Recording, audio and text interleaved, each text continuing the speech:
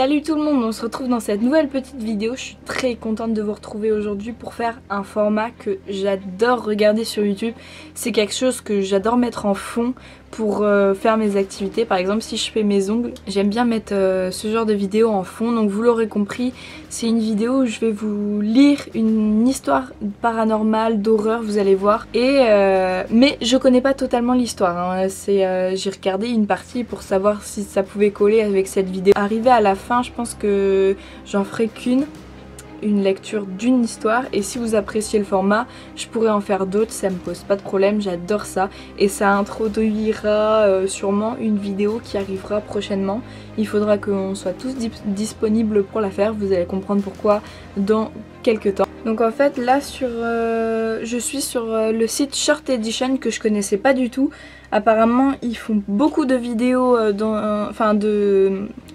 beaucoup de textes dans ce genre-là, et c'est une sorte de compétition. On peut voter pour celle qu'on préfère et du coup ils gagnent des voix, etc. Du coup là c'est une histoire d'Agnès Berger. Par contre là du coup ils disent que ça dure que 3 minutes la lecture, donc on va bien voir combien de temps je vais mettre à lire. Et donc sans plus attendre, on commence tout de suite avec la vidéo. C'est parti. Au volant de sa voiture, le son de la radio poussé à son maximum, Ethan roulait à vive allure. Un chat noir traversa devant lui en le toisant de ses yeux luminescents avant de disparaître dans l'obscurité de la nuit. Pour éviter le félin, le jeune homme écrasa la pédale de frein avant de donner un brusque coup de volant qui déséquilibra la voiture. Celle-ci sortit de la route et dévala la pente en effectuant plusieurs tonneaux avant de finir sa chute au fond du ravin. L'airbag se gonfla en une fraction de seconde pour protéger son conducteur. Sous la violence du choc, Ethan passa un long moment inconscient, le visage tuméfié et le bras fracturé. Quand il finit par reprendre ses esprits, il s'extirpa difficilement de la carcasse de tôle froissée qui ne ressemblait plus du tout à une voiture. Son téléphone portable n'avait pas résisté à la violence du choc. Il gisait, brisé, dans la poche arrière de son pantalon. Ethan s'estima heureux de ne pas avoir subi le même sort. Son costume de squelette d'Halloween était déchiré aux genoux, lui donnant un air encore plus naturel. S'il n'avait pas eu ce stupide accident, il aurait sûrement fait un malheur à la soirée de Sophie avec un tel accoutrement. Il escalada avec difficulté un monticule de rochers, car son bras le faisait terriblement souffrir. En prenant le plus de hauteur possible, il espérait apercevoir un hameau ou quelques fermes habitées pour demander de l'aide. Au loin, se dressait un manoir isolé dont les hautes fenêtres diffusaient une lumière blafarde. Il semblait rayonner tel un phare indiquant le chemin aux marins égarés. En un temps éclair, il parcourut la distance le séparant du refuge où il espérait trouver des occupants. Le bâtiment, à l'allure lugubre, composé de 3 étages, était entouré d'une palissade en fer forgé et d'un portail ouvert, invitait les visiteurs à pénétrer dans le grand parc. Sous le porche, un vieux fauteuil à bascule grinçait en se balançant tout seul. Ethan avait envie de rebrousser chemin, mais une force irrésistible l'empêchait de le faire. Il gravit les quelques marches du perron, puis utilisa l'heurtoir pour signaler sa présence. La porte s'ouvrit en craquant sur ses vieux gonds fatigués, laissant place à un vampire grand et mince aux yeux injectés de sang. Il portait une cape de soie noire et ses canines proéminentes ne laissaient aucun doute sur la nature de son alimentation. « Bonsoir, Ethan.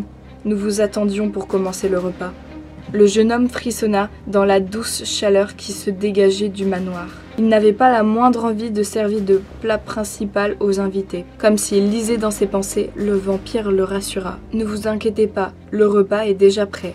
Entrez, je suis Nikolai, votre hôte pour cette soirée très spéciale. Venez, je vais vous présenter les autres convives. » Dans le grand salon, richement décoré, les invités se déplaçaient avec aisance. Une sorcière s'approcha. « Un sou pour vos pensées, beau squelette » lui susurra-t-elle à l'oreille en lui tenant une coupe de champagne. Le breuvage était divin, les bulles s'éclataient à la surface, reflétant la lumière diffuse des lustres antiques. Ethan se laissa envahir par la chaleur de l'alcool qui apaisa son corps meurtri. « Si je vous disais que je viens d'avoir un grave accident de voiture, me croiriez-vous? Profitez donc de la soirée au lieu de ressasser de sombres pensées.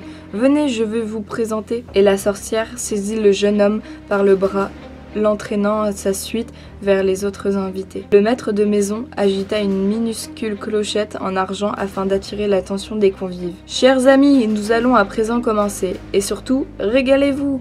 Dans la salle à manger, la table était dressée avec 13 couverts et chacun prit place à l'endroit désigné par Nikolai. Un loup-garou dans la tenue de livreur entra dans la pièce avec un plateau de toast apéritif. Puis les plats se succédèrent, délicieux, personnalisés, chaque convive ayant un mets différent de celui de son voisin. Ethan trouva les saveurs de son enfance.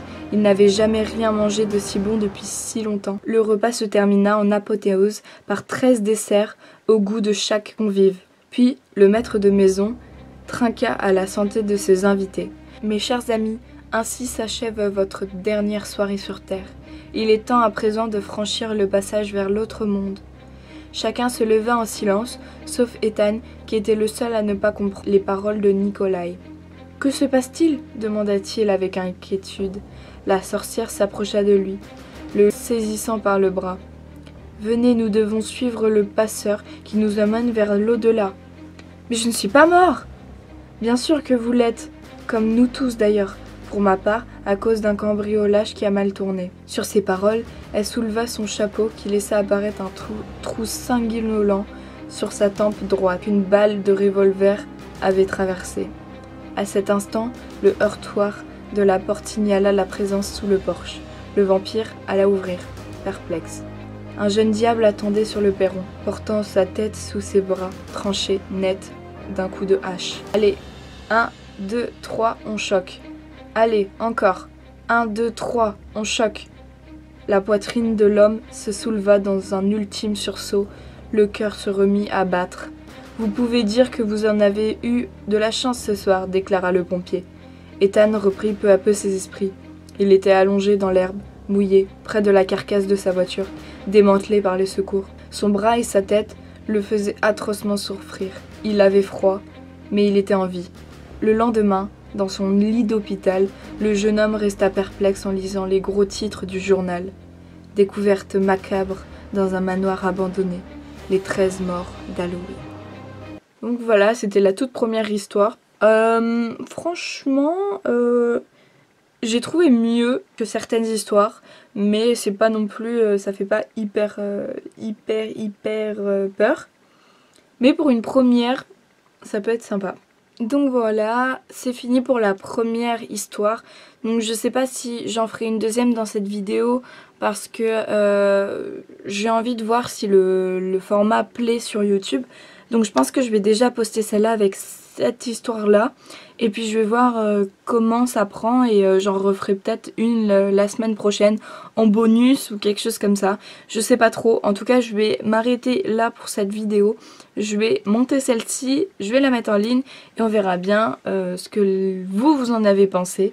En tout cas, je vous fais plein de gros bisous. Je vous dis merci beaucoup d'avoir regardé ma vidéo. Si vous l'avez apprécié, vous pouvez liker, commenter, partager, vous abonner en activant la petite cloche. Et moi, je vous fais plein de gros bisous. Je vous dis à plus tard dans une prochaine vidéo. Kenavo!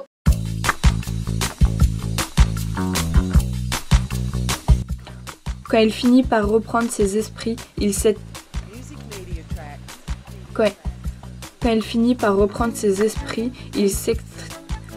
s'extirpa. Je vais galérer, putain. Et les hautes fenêtres diffusaient une lumière baf.